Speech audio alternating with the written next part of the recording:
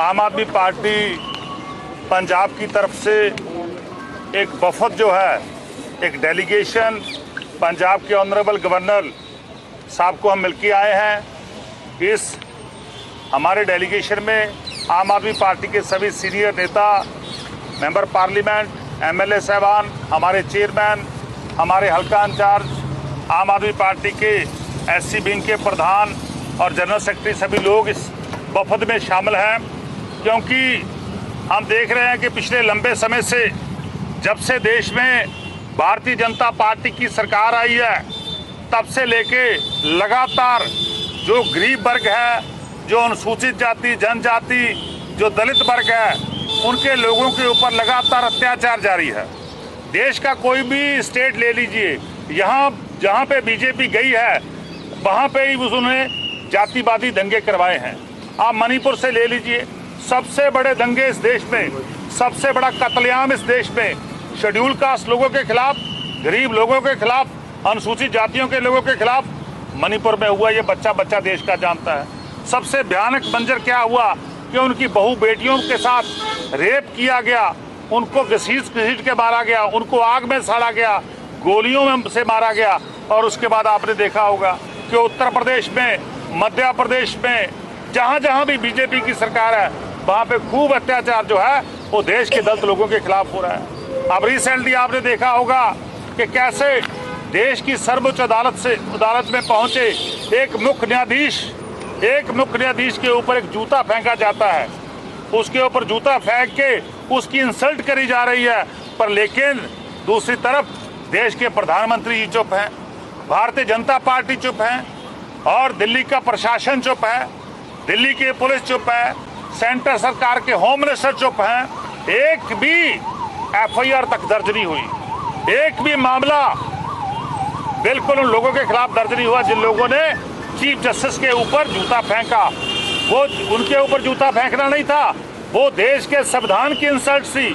जो संविधान बाबा साहब भीमराव अम्बेडकर जी ने लिखा, जिस संविधान में हमें सभी लोगों को समानांतर का अधिकार मिला, जिसमें हमें पढ़ाई का अधिकार मिला, सो उस अधिकारों के ऊपर हमला जो था उस आदमी ने किया, उस वकील ने किया कि आज कोई भी न्याय जो है हमारे चीफ जस्टिस को नहीं मिला।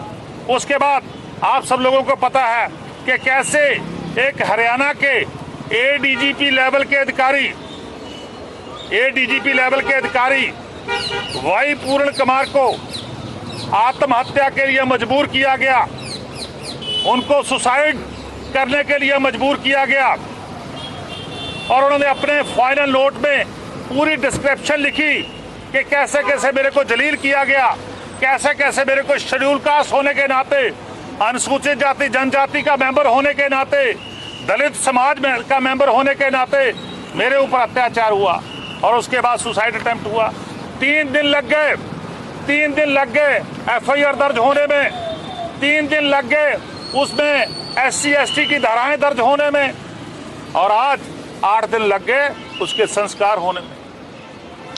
2 बेटियों का बाप, 2 बेटियों का पिता जो पढ़ लिख के भी उसको इंसाफ नहीं मिला, इस दुनिया से चला गया। और उसका पूरा परिवार, पूरा दलित समाज, पूरे अनुसूचित जाति जनजाति देश के लोग लगातार डिमांड कर रहे हैं कि हमें इंसाफ चाहिए। आज 8-9 दिन हो गए, आज डीजीपी जो है हरियाणा का शरेआम घूम रहा है, आज एक एसपी शरेआम घूम रहा है। क्या मजबूरी है भारतीय जनता पार्टी की उन लोगों के खिलाफ एक्शन ना लेने की? क्यों नहीं उन लोगों के खिलाफ एक्शन लिया जा रहा? क्यों नहीं उनको पकड़ के जेल में डाला जाता? यदि शेड्यूल कास्ट अनुसूचित जाति जनजाति एक्ट में ये दर्ज है, अनुसूचित एससी एसटी एक्ट में दर्ज है कि जिसके खिलाफ भी पर्चा होता है उसकी 48 आवर्स में, 48 घंटे में उसकी अरेस्ट होनी होती है। उसको अरेस्ट करना होता है जिसके खिलाफ schedule caste, schedule tribes act 1989 लगा होता है। पर लेकिन आज तो पूरे 9 दिन बीत गए, 9 दिनों में कार्रवाई तक नहीं हुई। और कोई ना कोई लेमैन एक्सक्यूज जो है वो हरियाणा की पुलिस, हरियाणा के मुख्यमंत्री और भारतीय जनता पार्टी दे रहे हैं। तो आज हमारे वफद ने, हमारे डेलीगेशन ने, हमारे सभी अच्छे लोगों ने ऑनरेबल गवर्नर पंजाब के साथ हमने अपनी जो हमारा डेलीगेशन का मेमोरेंडम था वो सबमिट किया। क्योंकि गवर्नर साहब चंडीगढ़ के भी एडमिनिस्ट्रेशन चार्ज है उनके पास, वो यहाँ के कर्ता धर्ता हैं, यहाँ का चार्ज उनके पास है। और चंडीगढ़ में ये हुआ है तो हमारी मांग है कि उन दोषियों को तुरंत पकड़ा जाए। तो आज हमें आश्वासन मिला है ऑनरेबल गवर्नर साहब के साथ कि बिल्कुल उनके खिलाफ कार्रवाई होगी, बिल्कुल हम उनको जल्दी पकड़ेंगे। ये आश्वासन जो है ऑनरेबल गवर्नर साहब ने दिया है। हम वेट करेंगे, नहीं तो इस आंदोलन को जन जन तक लेके जाएंगे। हर गांव में आम आदमी पार्टी जाएगी, हर गांव में दलित लोग जाएंगे और देश के लोगों को अवेयर करेंगे कि भारतीय जनता पार्टी इस देश को खत्म करने, देश के संविधान को खत्म करने वाली है। क्योंकि जिस देश के संविधान में बाबा साहब भीमराव अम्बेडकर जी की आत्मा है, जिस संविधान में ये लाखों दलितों को मिले हुए अधिकार हैं, उस अधिकार को एक एक करके भारतीय जनता पार्टी की सरकार हमसे छीन रही है। ऐसा हम नहीं होने देंगे। पूरे देश में हम लहर चलाएंगे कि भारतीय जनता पार्टी को सब कुछ खाना होगा।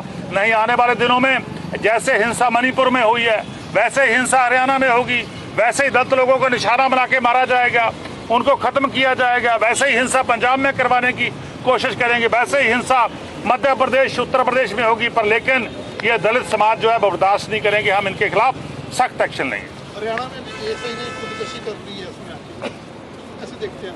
देखिए, जो हरियाणा के एएसआई ने आत्महत्या करी है, वो लगभग जिनके खिलाफ उन्होंने अपना सुसाइड नोट लिखा है, उसके लगभग 8 दिन बाद उन्होंने सुसाइड नोट लिखा है। ये मे बी कॉन्कॉक्टेड स्टोरी हो सकती है, ये मे बी प्लान मर्डर जो है वो किसी एजेंसी ने करवाया हो सकता है कि दलितों की आवाज़ को कैसे दबाना है, दलित परिवार को कैसे इंसाफ नहीं देना। ये मे बी उनकी स्टोरी हो सकती है, क्योंकि अभी भी वो जो suicide oblique murder oblique killing जो हुई है, उसमें किसी एजेंसी का हाथ हो सकता है, उसमें कुछ ना कुछ षड्यंत्र जो है रचा हो सकता है। जैसे वो उन्होंने पहले बोला, उनकी वीडियो आपने भी देखी होगी, सब लोगों ने देखी है। उन्होंने सुसाइड करना होता तो वो तभी कर लेते। तो इसका मतलब उन्होंने पहले अपनी वीडियो बनाई, फिर सुसाइड नोट लिखा, तो ये हो सकता है कि उनका किसी ने मर्डर किया हो।